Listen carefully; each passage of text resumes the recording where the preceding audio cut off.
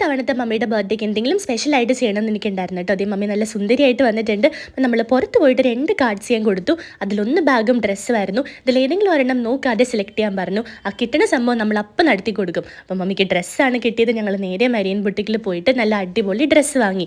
അവിടെ നിന്ന് ഇറങ്ങിയപ്പോൾ വീണ്ടും 2 കാർഡ്സ് കൊടുത്തു. അതിലൊന്ന് ഫുട്വെയറും കോസ്മെറ്റിക്സ് ആയിരുന്നു. ഇത്തവണ മമ്മിക്ക് കിട്ടിയത് കോസ്മെറ്റിക്സ് ആണ്. മമ്മിയുടെ സന്തോഷം കാണുമ്പോൾ തന്നെ അറിയാം ഇതെല്ലാം മമ്മിയുടെ ഫേവറേറ്റ് ഐറ്റംസ് ആണ്. ഒന്നും നോക്കിയില്ല, സെൻറ്റർ സ്ക്വയറിൽ ഹെൽത്ത് ആൻഡ് ഗ്ലോയിൽ പോയിട്ട് മമ്മിക്ക് ആവശ്യമുള്ള കോസ്മെറ്റിക്സ് എല്ലാം നമ്മൾ വാങ്ങി. അപ്പോൾ അത് നല്ല ഹാപ്പിയായി ഇവിടെ നിന്ന് ഇറങ്ങിയപ്പോൾ മമ്മി വിചാരിച്ചു ഇനി കളിയൊന്നുമില്ല, പരിപാടിയെല്ലാം തീർന്നു വീട്ടിൽ പോകാമെന്ന് പറഞ്ഞിരുന്നപ്പോൾ അടുത്ത 2 കാർഡ്സ് കൊടുത്ത് അതിലൊന്ന് നോൺ വെജ് മീൽസും ഒന്ന് സദ്യയായിരുന്നു. മമ്മി ഇന്ന് എന്ത് പറയുന്നത് നമ്മൾ നടത്തിക്കൊടുക്കണ്ടേ. നേരെ പൊന്നിക്കര ഹോട്ടലിൽ പോയിട്ട് ഒരു അടിപൊളി നോൺ വെജ് മീൽസ് കഴിച്ചു.